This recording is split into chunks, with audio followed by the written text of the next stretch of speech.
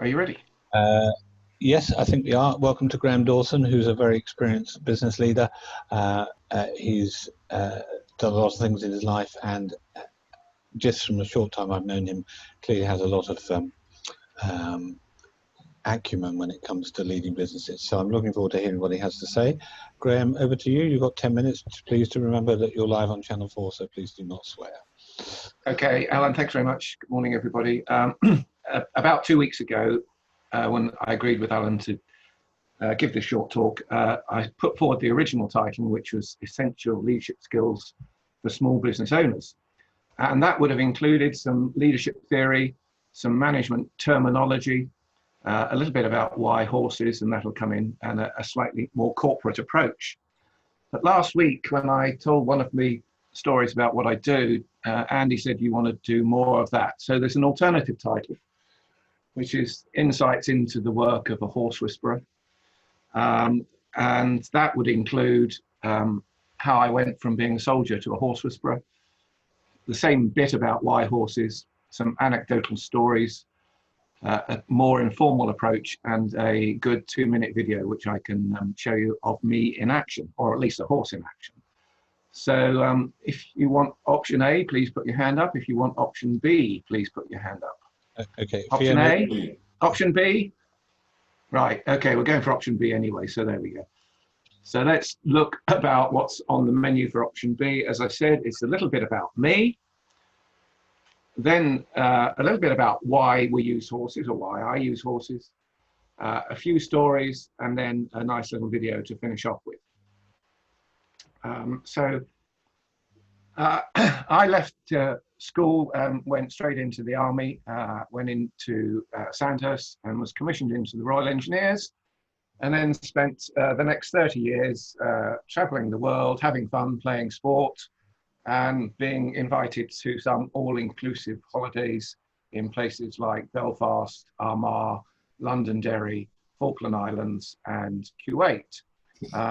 And that was a great career, and I don't regret 1 minute of it. But I got to the point where I was becoming a civil servant in uniform, and that's not why I joined. So I transitioned, joined a big American engineering company, and they thought I was just the right person to go and work for 2 years on a construction project in Iraq. That was an interesting experience, after which I was made redundant, which was an interesting experience. I then set my own company up. I started doing training, management consultancy. And then when I did my NLP course, neuro-linguistic practitioner course, I met someone who, we talked about horses. I'm an experienced horseman. And she said, well, you want to try this equine facilitated learning? I was a bit reluctant to start with, but then I went along, became completely smitten with it. And for the last 10 years, I've been delivering workshops and programs around the world. One of the reasons I can go around the world doing this is I don't own any horses, and I rely on local establishments near to the client, and trust the fact that the horses will do their job for me. So why do horses make such good coaching partners?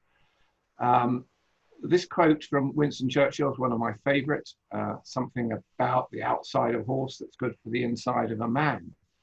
And there is a theory that great leaders in the world have also been great horsemen. And it's true for Winston Churchill, it's true for George Washington, but an American author who put forward this theory included Ronald Reagan in that list. And I wondered if that slightly diluted the theory, but despite the fact he was a very, very good horseman. Horses have a fantastic sensory awareness. And they haven't lost much of this by being domesticated. But I'll quote an example from a wild herd of horses. If they were at a watering hole and a predator approached, intent on having a meal, then they would move away. They will be able to detect the emotional intent of that predator. And if it was only coming for a drink, they would not necessarily move away.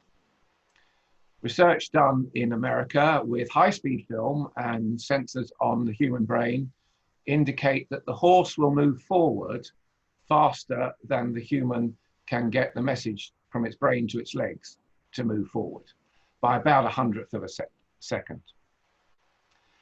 They're very social horses, social animals, sorry. Their brain has a function, as we have, for dealing with emotional activity, and that is called the amygdala. And the percentage of the brain, of the amygdala in the horse's brain, is the highest of any mammal other than a human. So it does work on having social relationships. They have their own unique leadership model. They use a spectrum of leaders for the particular circumstance they're in. And whilst you might see an alpha stallion apparently in charge of the herd all the time, he's more like the non-executive chairman than the operations director. They rely on non-verbal communication.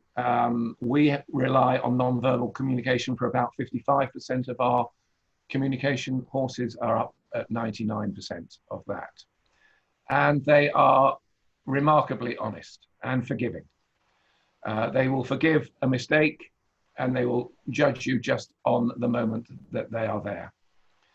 If a management consultant were to describe a horse, he would probably describe it as 500 kilograms of instantaneous, non-judgmental feedback mechanism. So, how does it work? Well, here you see an aerial view of an indoor arena with a number of obstacles on the ground, a stop-start gate in the top right-hand corner, a slalom, a maze, and a box. And you'll see these in the video in a minute. But just to give you an idea, this is a picture inside Wickstead Farm Equestrian Centre, just outside Swindon. And it was freezing cold that day, so the people were not keen to stand still for very long. So I was working with a team from a large financial institution based in Swindon with a blue logo, but I can't use their name. And we had a team that was working on their presence when they were doing something. So I had 6 of them working with me, and we were all standing just off to one side. Each of them worked individually for a little bit, and the team leader was holding back a little bit. And eventually it came down to the fact that he had to go. It was no option. And I said to him, what are you going to plan to do? Because we give them the choice to choose a route that they want to do. And he said, well, I'm going to go through the stop-start gate at the top. I'm going to go through the slalom, through the maze, and then I'll leave the horse in the box. And he said, just to make it a bit more challenging, I'm going to do this all at the trot. And I said to him, are you sure you want to do that? Because it'll be a significant challenge. He said, yeah. He said, I spend time around horses. I know them and I can do this. Well, he managed to get the horse to the stop-start gate, and then he started jogging. And eventually, after several attempts, he managed to jog through the slalom, through the maze in the top corner and into the box. Unfortunately, as you can probably tell, the horse did not move a muscle. So he came back to the team and I said to him, how did that go for you? You know, and he said, well, yeah, it's the horse's fault. It's the horse's fault. And someone in his team said, yeah, but you always choose the most difficult option. You always try and put the biggest challenge in front of us as a team. And we say to you, please don't do it. So I said to him, why don't you try it at the walk? And surprisingly, at the walk, the horse followed him all the way through. So rather than carry on with this, I'm going to now go into the video because the story's taken a bit longer than I thought. And here you can see us in action. And just want to confirm you can see a video of an indoor arena. Everybody see it? Raise your hands if you can. Okay, let's just talk through this. This is, in fact, in Knightsbridge Barracks in London with the Household Cavalry. And this is a team of MOD and civil servants. We're working on a leadership issue, and the client is then leading the horse without any physical attachment. And his plan then is to go into the maze. But suddenly things don't quite go according to plan. And no amount of arm waving is going to persuade 600 kilograms of horse to come back onto track. Now, when we're working with clients, we tend not to go and rescue them when they have a problem. We think it's a better development approach for them to go and re-establish the connection with the horse and come back when they are ready. So here he's gone off camera. This is a simple iPad on a tripod, and he's re-establishing the connection with the horse off camera. And here he comes again. As you can see, no physical attachment. Leading quite a large horse through quite a complicated set of maneuvers, and then going back to the group. And I can guarantee you that neither the client nor the horse had done this before. It's the first time they've done this work. Taking the horse back to the group, and I'm saying to him, you should stop now. And having watched this a few times, it wasn't his decision to stop. The horse said, you've done enough, and then moved in front of him. So that's what we do. We put various problems in front of people. We use the connection, the congruence between head and heart for them to lead the horse without a physical attachment through a series of obstacles that are metaphors for what they do. It's been difficult during lockdown for us to work because of the social distancing, but in September and October, we're planning to run some discovery workshops in various equestrian establishments around Wiltshire and Oxfordshire. And there'll be half days. We make a modest charge for half a day's activity, and I'll make sure that they're advertised through Alan. And so that's the end of the presentation. I've run over a little bit, I apologize. But I did say to Alan, I had a question that I thought might lead on from this. And I'll just flash that question up, and that is the impact of COVID on leadership. And I've been a great advocate of non-digital leadership, but that has had to be reviewed and reflected. It will be a constant factor going forward. It's a different skill set to the traditional model. And I thought it might be worth discussing, unless Alan has something else, what are the key differences in that? So I'm going to stop sharing my screen now. Alan, is that okay? That's brilliant. Yes, wonderful. Okay, let's stop recording. Oh no, before I do stop recording, let's ask, has anyone got any questions? Thoughts, comments? Do you always use, sorry, do you always use one horse for every session? Yeah, we do. We might have two groups working in the same indoor arena. Yeah. But we would only use the horse for about 45 minutes to an hour because it becomes emotionally tired in that.